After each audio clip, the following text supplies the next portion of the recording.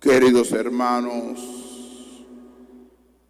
y hermanas en el Señor, quiero centralizar la meditación de esta mañana en la humildad y en la pobreza. Dos realidades que para Dios es sublime, pero para otros son contradicciones. Nos ubicamos en tres lecturas. La primera del profeta Sofonías, la segunda de Pablo a los Corintios y el Evangelio de Mateo. El profeta Sofonías está ubicado históricamente en el 640 antes de Cristo. En ese año 640 antes de Cristo habían muchas unificaciones de poderes. Reinaba la grandeza y despreciaban a los humildes y los pobres en aquella época. Y el profeta Sofonías comienza a exaltar a los humildes y a los pobres. Y él le llamaba el resto de Israel, los anagüines, los pequeños, un grupo muy reducido, el resto de Israel, que quieren vivir los valores de Dios en aquella época. Comienza el profeta: busquen al Señor los humildes de la tierra, los que practican su derecho. Aquí aparecen dos palabras: los humildes y aquellos que viven la vivencia del derecho, que viven la rectitud de corazón. Buscan la justicia. Ser humilde es buscar la justicia. Y lo decía una santa contemporánea, aproximadamente de la época moderna, del siglo XVI, Santa Teresa de Jesús: la humildad me lleva a la verdad. Por eso nosotros tenemos que ubicarnos en ese resto de Israel, en ese pequeño grupo. Y lo decía muy bonito en una ocasión el Papa Benedicto XVI, parafraseando al Papa Benedicto XVI, que la iglesia fiel, que la iglesia fortalecida será una iglesia pequeña, no una iglesia de muchas personas, sino una iglesia fiel a Dios. Porque hay que diferenciar lo que es la religiosidad y lo que es la espiritualidad. La religiosidad es una expresión de miles de personas que tratan de tener contacto con Dios, vivir una vida de devoción que es bonita, pero a veces le falta la idea del compromiso. No basta ser religioso o practicar la religiosidad, sino que tenemos que tener una espiritualidad encarnada. Y dice hoy el profeta: dejaré en ti un resto, un pueblo humilde y pobre, que buscará refugio en el nombre del Señor. El resto de Israel no hará más el mal, no hablará mentira, ni va a producir engaño en su boca.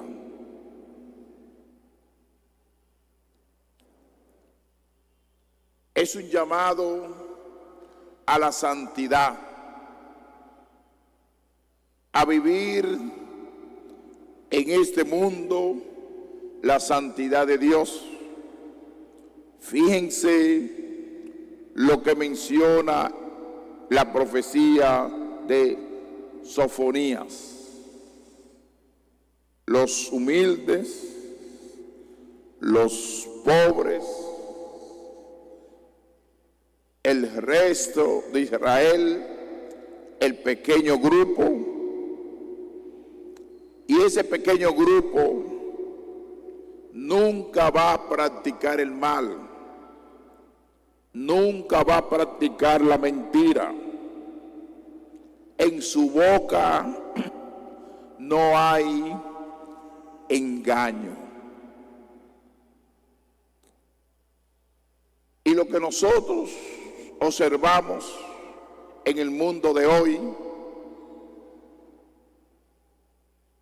¿qué contemplamos en el mundo de hoy? Hay muchas mentiras. Hay personas que se dedican a engañar al otro, difamar al otro, practicar el mal con el otro. Y por eso, cuando el corazón del ser humano se va despojando de todas esas realidades que dice hoy el profeta Sofonías, vamos a pertenecer a ese pequeño grupo, porque él habla del resto de Israel. Él no está hablando de multitud ni de pueblo numeroso, sino de un grupo pequeño que es fiel al Señor, que tratan de vivir una espiritualidad encarnada. Porque a veces uno trata de expresar su fe, de participar en el culto de Dios, en la Eucaristía, en los sacramentos, en la adoración al Santísimo, pero tú estás viviendo lo que dice hoy el profeta Sofonías en el 640 antes de Cristo, de no hablar mentira, de no engañar a través de la palabra, de no practicar el mal. Es un llamado a la santidad. En la segunda lectura va en esa misma línea. Vamos a encontrar muchos elementos llamados a una vivencia cristiana con mucha seriedad. Porque el que se quiere ubicar en ese pequeño grupo, no basta ser religioso, eso ayuda. Lo que tenemos que hacer es vivir la espiritualidad encarnada de la presencia de Jesucristo en nuestro corazón. Fíjense lo que dice hoy San Pablo a los Corintios. Fíjense en su asamblea. Cuando él habla de la asamblea, está hablando de una gran multitud donde hay muchas personas. Él nos incluye, Pablo nos incluye. Él no dice nosotros. Él sale del grupo, pero no sale del grupo, no es porque él no viva de acuerdo a Dios, sino que quiere observar quienes participan, quienes escuchan y producen vida, porque todas esas personas eran seguidoras de Jesucristo. No hay en ella muchos sabios en lo humano. El primer dato, muchos sabios en lo humano. Una cosa es la inteligencia humana, lo que se llama las ciencias, el experimento, los científicos, porque ellos están en su asunto, no están en la creencia de Dios.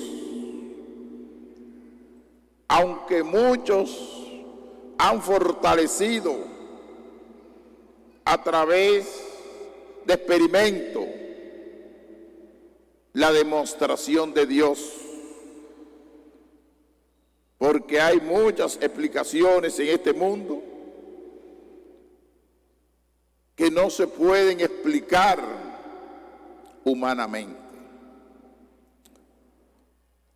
ni muchos poderosos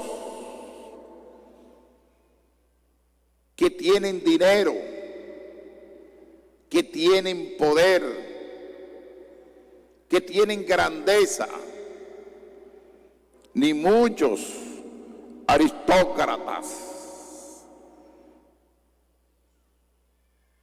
Fíjense lo que él ha mencionado: sabio, poderoso, aristócratas, que son generalmente aquellos que dominan la sociedad, que la gente andan detrás de ellos, pero no viven el estilo de Dios. Habrá muchas excepciones también de científicos y de gente que tienen poder económico, que van humanizando el capital. Pero Pablo no se refiere a ellos, sino se refiere a aquellos sabios, poderosos, aristocráticos, que viven de la fama, que viven del saber, que quieren humillar a los demás. Y dice algo más profundo: sino que lo necio del mundo lo ha escogido Dios para humillar a los sabios, y los débiles del mundo lo ha escogido Dios para humillar a los poderosos. Fíjense, como decía un filósofo presocrático, Heráclito, es una lucha de contrario. La grandeza y la humildad. Los sabios y los poderosos. ¿Y quiénes le agradan a Dios? Lo dice la primera lectura: el resto de Israel. Y dice más profundo Pablo: aún más, ha escogido la gente baja del mundo, lo despreciable, lo que no cuentan, para anular a lo que cuentan, de modo que nadie puede gloriarse en presencia del Señor. Pueden gloriarse humanamente, pueden gloriarse con lo que tienen, pero ¿qué sucede? Que la muerte está tan cerca de ti biológicamente que no te puedes escapar de esa realidad existencial. Y Dios, ¿qué es lo que quiere de ti? ¿Qué es lo que quiere de tu vida? Que tú vivas los valores cristianos, que tú vivas el amor, que tú seas humilde, que tú seas sencillo, que seas desprendido y dejar atrás el orgullo, la prepotencia humana, la grandeza. Por eso, si uno aplica la parte científica y emocionar a muchas personas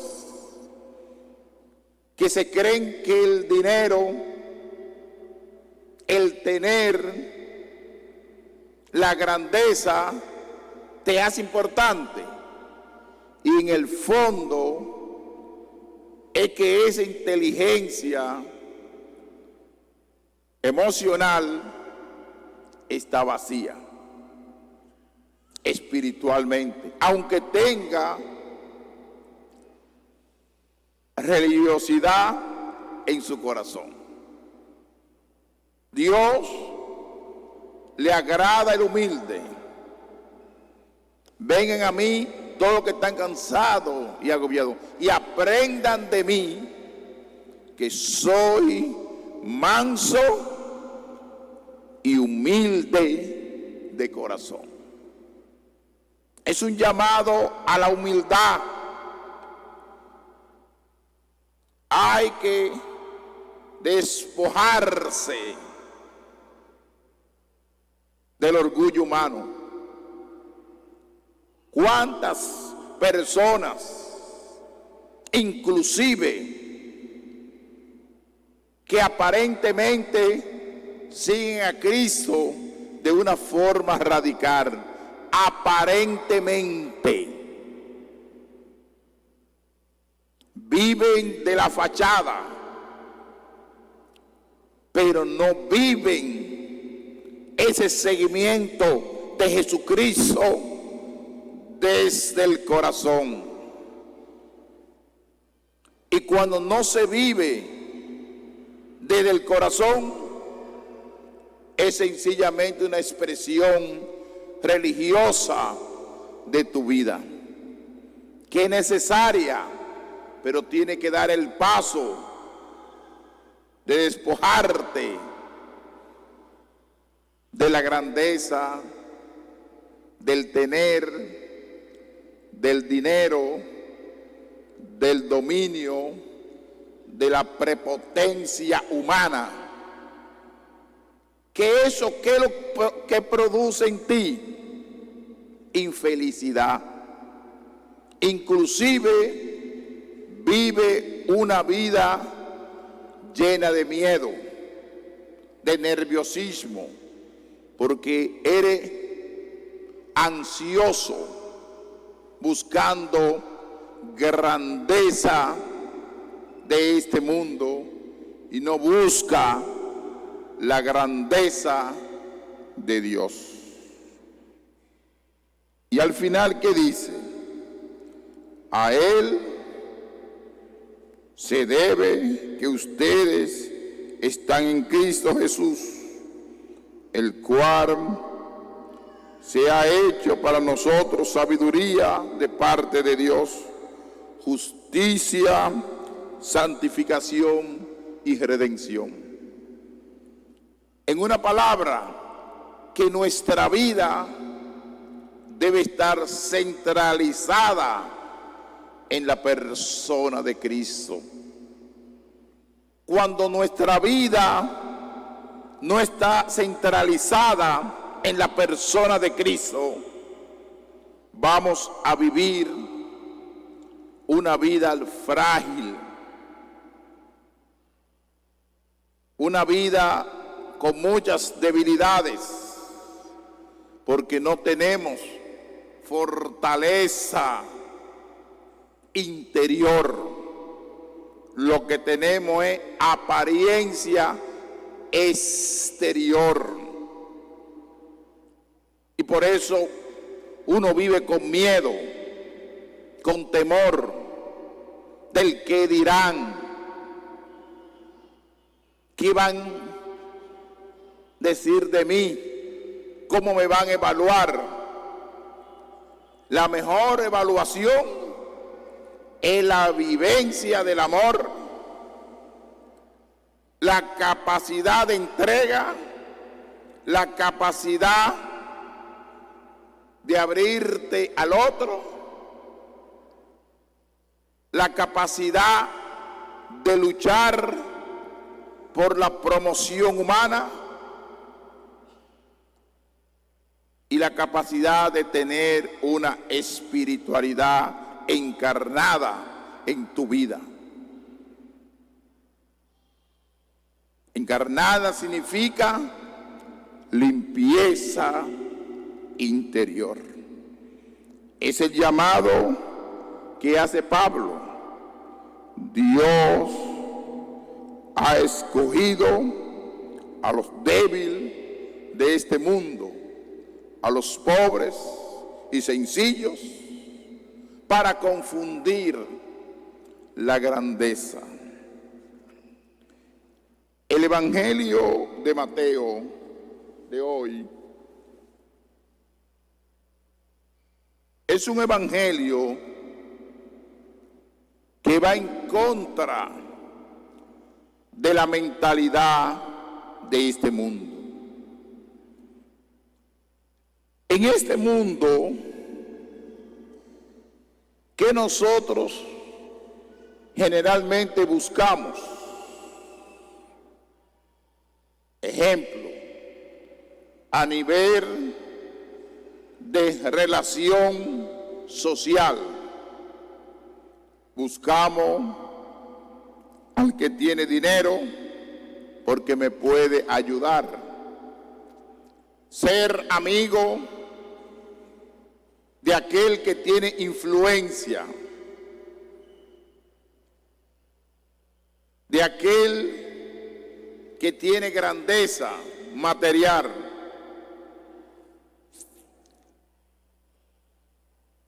Y hoy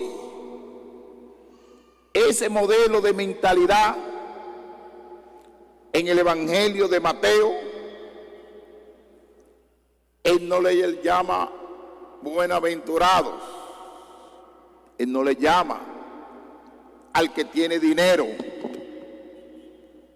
al que tiene propiedad, al que tiene grandeza.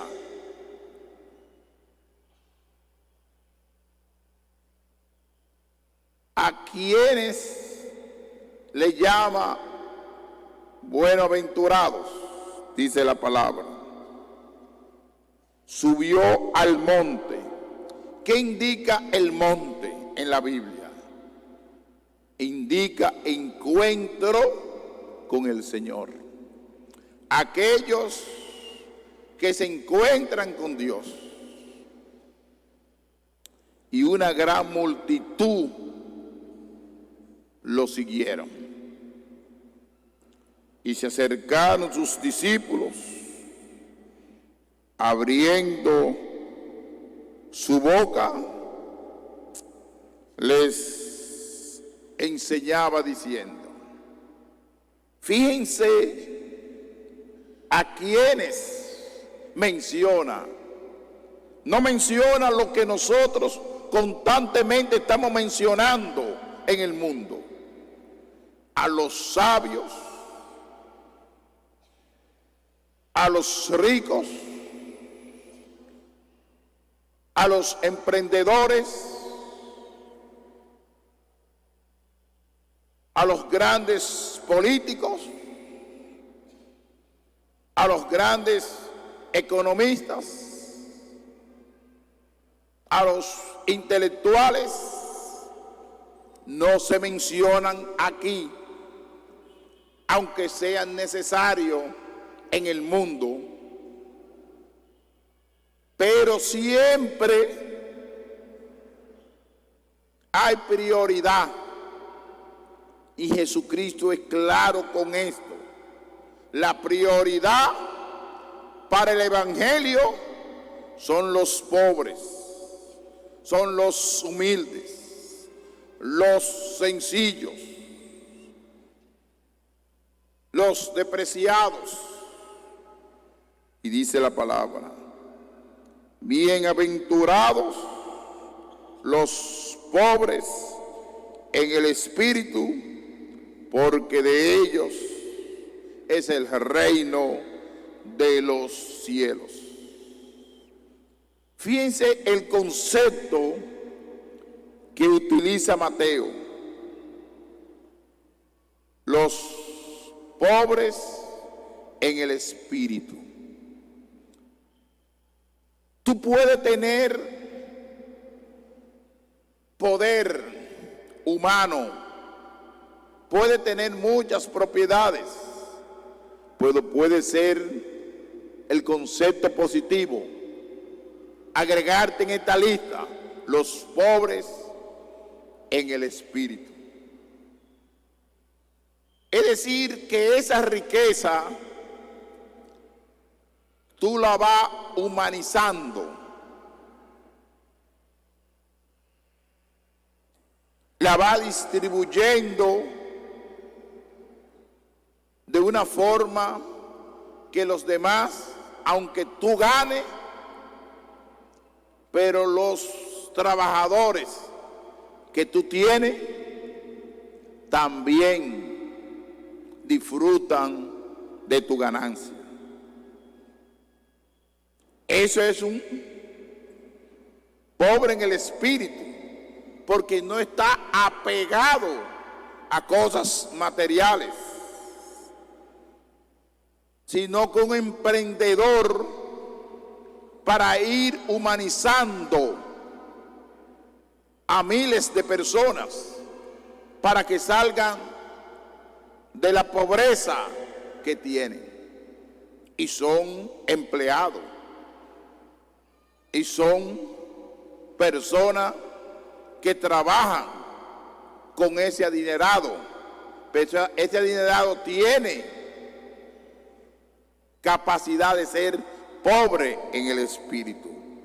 Para que ustedes vean que entre la riqueza y la pobreza, si hay combinación, puede existir armonía, puede existir diálogo.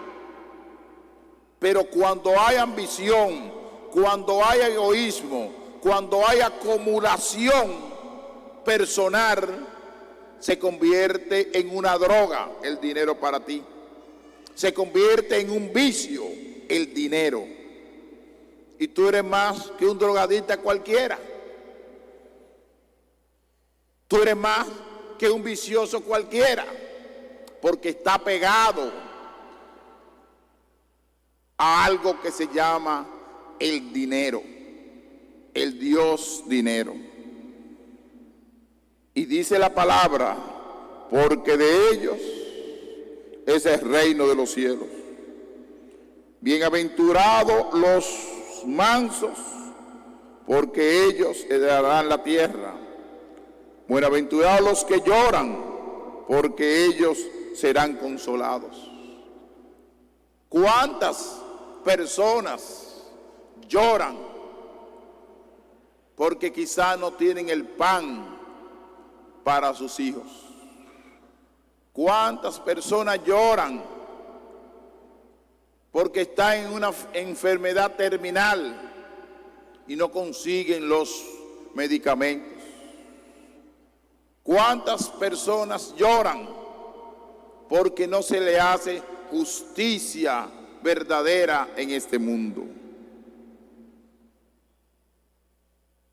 Bienaventurados los que tienen hambre y sed de justicia, porque ellos quedarán saciados.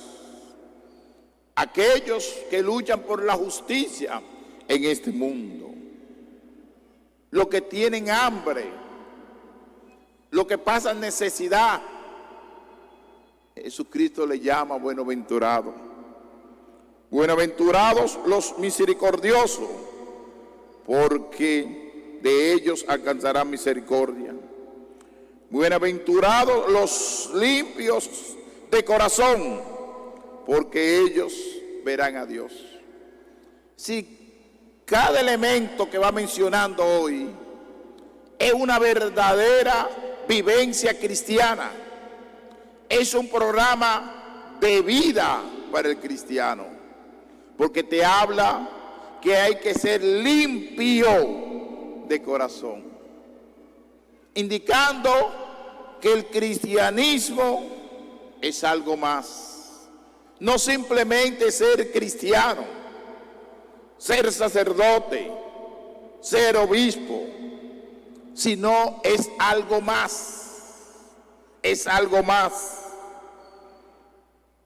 Ser misericordioso, no arrastrar miseria, no arrastrar temperamento colérico, no arrastrar odio, no arrastrar mediocridad del mundo.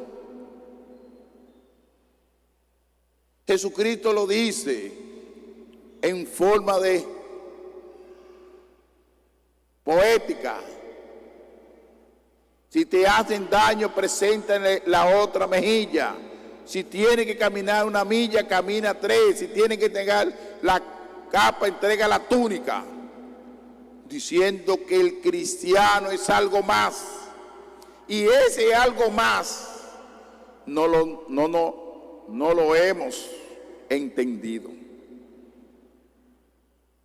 Muchos cristianos, a veces dentro del marco religioso, de la religión que sea, andan arañando poder, arañando puestos de importancia, buscando cómo escalar, buscando, haciendo carrera para llegar a un puesto importante.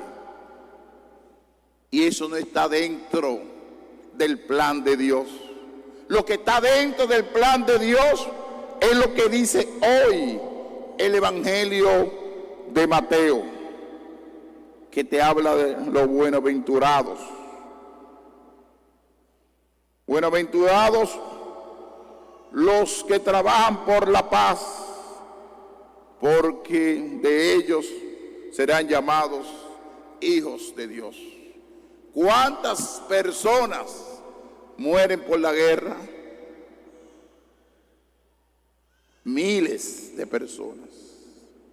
Y aquellos que se dedican al trabajo de la unidad, de la paz, de la armonía en el mundo, para detener la guerra, para detener la violencia, para que exista un equilibrio en el mundo, Jesucristo le llama buenaventurados. Buenaventurados los perseguidos por causa de la justicia, porque de ellos es el reino de los cielos. Y al final, que va dirigido para los cristianos directamente, va dirigido a los cristianos directamente, porque la otra parte es totalmente humana. Un llamado a la humanidad a practicar el bien. Pero esta última parte es dirigido a aquellos que decidimos entregar nuestra vida de una forma radical por el Evangelio. Cuando dice: bienaventurados ustedes cuando lo insulten, lo persigan, lo calumnien de cualquier modo por mi causa, por la causa del Evangelio. No que te van a calumniar porque tú hiciste tal cosa, que te van a perseguir porque tú eres revolucionario, te van a insultar porque tú luchas por la promoción humana, por la causa de Jesucristo. Que sea Jesucristo que te motive, que desde el corazón ese amor, aquel que murió en la cruz y resucitó, tú promueva la paz, tú promueva el pobre, tú promueva a aquellos que son indefensos, lo desechado de este mundo, a través de la persona de Cristo que te mueve. Y si uno descubre en la vida eso, será feliz, será alegre. Y es el proyecto ideal. Deja de buscar poder, de buscar grandeza, de ir detrás de aquellos que tienen dinero, sino que tu testimonio y tu entrega, que ellos vayan donde ti, porque tú sigues a Cristo. Y a través de ir donde ti, por el seguimiento de Cristo, para promover al pobre, para promover la salud, para promover la educación, a través de la iglesia, se hace obra de caridad y lo hacemos nosotros. Por eso, primero, bienaventurados los pobres en el espíritu. Ahí incluyen a los ricos y a los pobres. Que esta palabra de hoy, este programa de vida que presenta este pequeño grupo, los pobres, los humildes, el desprendimiento interior, fortaleza interior para vivir la buenaventuranza, sea parte integral de nuestra vida cristiana. Que así sea. Amén.